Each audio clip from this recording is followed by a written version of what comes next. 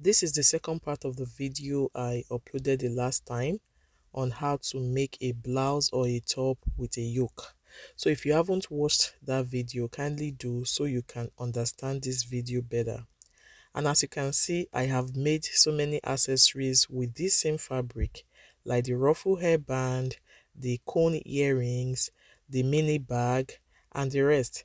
So I want you to check my channel for these videos, although I'm still uploading some, but so far I have uploaded so many of them.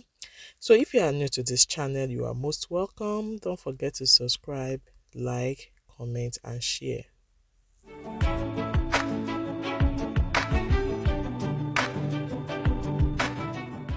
I had previously drafted the basic bodies, so it's now time to transfer all the pattern work onto my fabric to start cutting them out.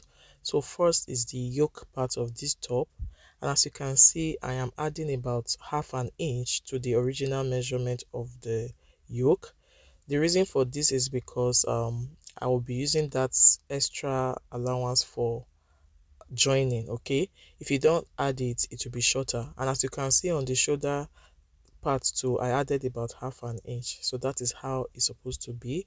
Looking at this yoke, this is the front part of the yoke. As you can see, it looks deeper, I mean the neckline. Okay, so it's just straightforward. Where the actual work is the drafting, is the pattern drafting work.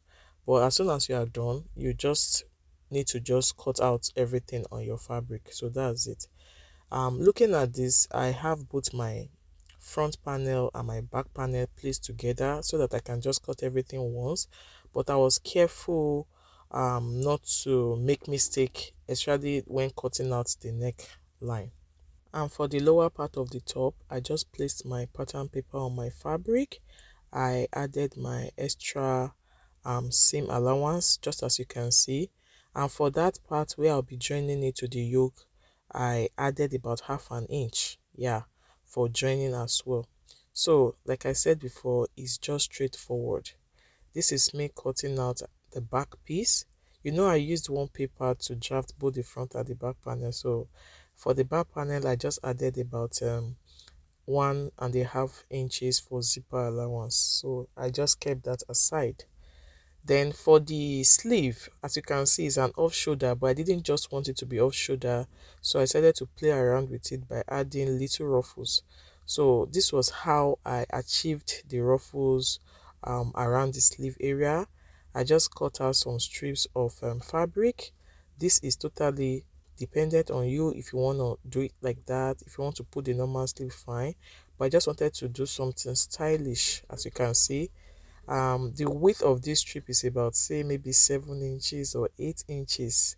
Yeah, so I cut out different lengths because as you can see, the fabrics were just like pieces. So I was just trying to cut out different lengths, which I later joined. I joined everything into one single strip. Okay. um what I'll be doing after joining everything is to fold it into two on the right side. So when I fold it into two, I will now be able to form gathers with it that I will attach to the sleeve area of that top. Hope you understand. So let me leave you to watch it and just see how I came up with the sleeve. At this point, I was just cutting out different pieces, trying to work with the fabric I had. Maybe if I had enough fabric, I would have just put a long sleeve or normal short sleeve. But anyway, it's still summer, so we can still wear things like this here in Canada. This is me joining the yoke. I used two pieces, like two pieces for the front panel, two pieces for the back panel, so that it will be stable. Although you can use a single piece of your organza fabric, but it may be way too light. So I decided to just double it, and at this point I was joining the two, creating the neck um design. So after stitching it, I just decided to notch it, and I ironed it flat with my hot iron. Okay, so if you use only one um piece for the yoke, you may have to use a bias to turn the neck, but because it's two pieces, I just stitched the two together, turned it inside out and gave it a good press. It's now time to attach the yoke to the body of the top. So it's straightforward, okay? You can just first of all get the midpoint like that. That is, you fold the fabric into two so you can get the middle, then you mark it or you notch it. You do the same thing for the yoke, fold it into two, you get the midpoint. So it's those two midpoints you are going to um join, like you attach the two midpoints together, and from that midpoint you stitch to one end. From that same midpoint you stitch to the other end. If you do it like that, the cloth will be centralized, it will be balanced on your body. I'm not saying you cannot stitch from one end to the other end, but you may not be able to get it right that way.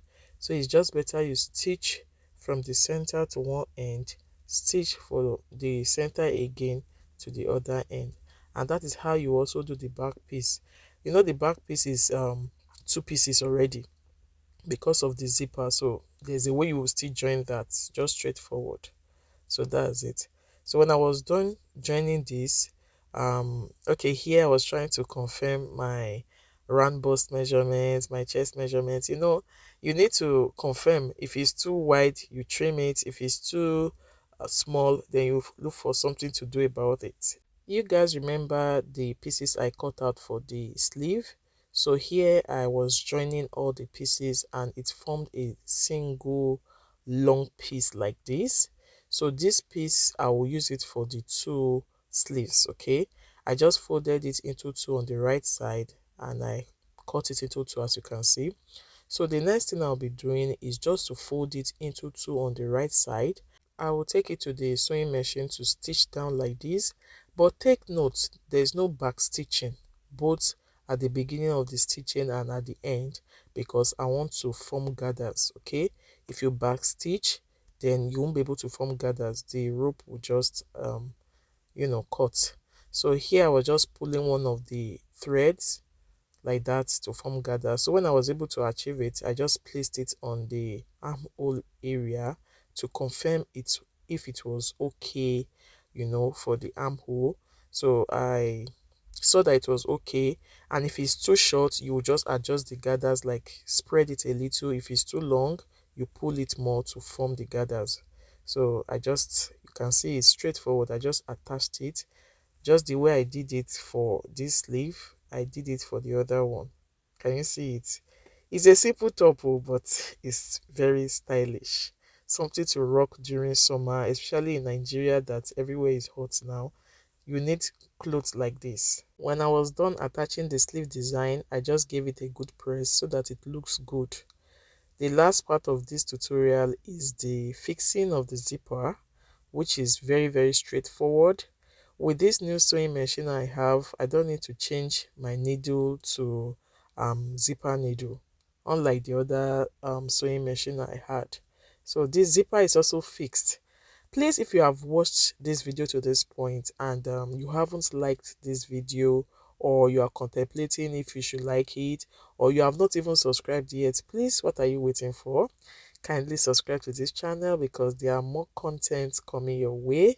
So that's it, guys, for this tutorial. And here are some of the works, like I told you earlier, that I have done using the same fabric. Kindly check them out. Thanks so much for staying to this time. You guys are so amazing and I appreciate you all. See you all in my next one. Bye.